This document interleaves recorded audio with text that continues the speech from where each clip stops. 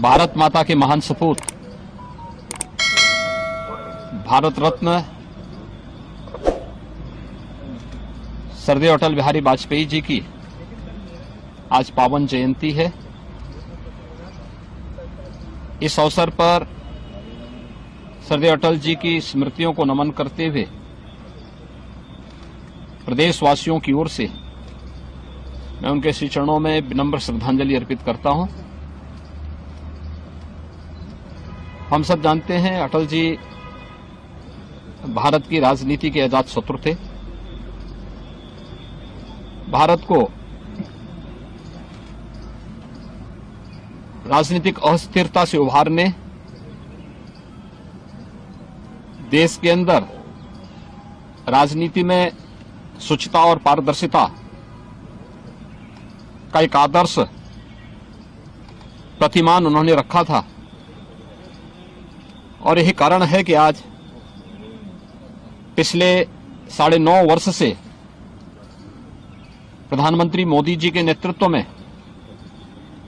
भारत ने विकास, सुरक्षा और सुशासन के जो नए प्रतिमान स्थापित किए, इसकी आधारशिला श्रद्धेय अटल जी ने अपने शासन काल में रख दी थी। आज का दिवस सुशासन दिवस के रूप में भारतीय जनता पार्टी भी और सरकारें भी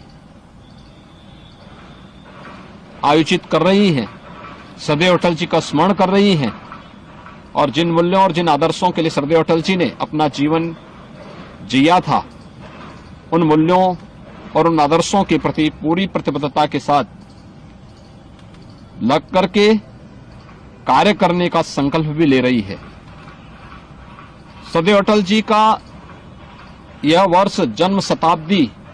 वर्ष की शुरुआत भी है। हम सब जानते हैं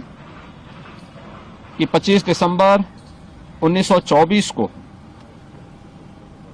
मध्य प्रदेश के ग्वालियर में श्रद्धेय अटल जी का जन्म हुआ था,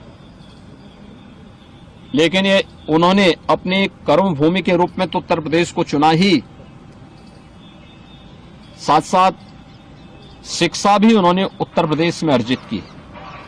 और उत्तर प्रदेश से उनका लगाव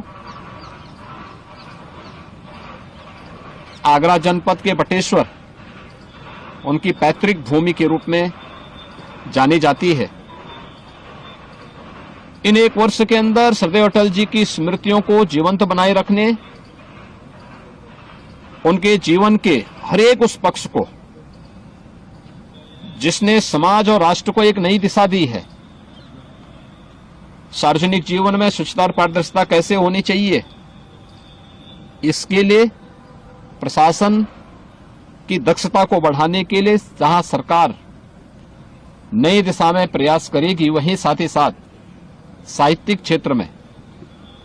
अटल जी की स्मृतियों को जीवंत बनाए रखने के लिए भी सरकार अलग अलग प्रकार के कार्यक्रम ग्राम पंचायत स्तर से लेकर के प्रदेश स्तर तक, बेसिक शिक्षा परिषद की स्कूल से लेकर के विश्वविद्यालय और अन्य अकादमिक संस्थाओं तक इन कार्यक्रमों को, उनकी साहित्यिक रुचि, पत्रकारिता के क्षेत्र में उनके योगदान को स्मरण करने का एक अवसर, पूर्ण अवसर हम सबके सामने होगा। आज के इस अवसर पर, सुशासन दिवस के अवसर पर श्रद्धेय अटल जी को एक बार फिर से उनकी स्मृतियों के लिए नमन करते हुए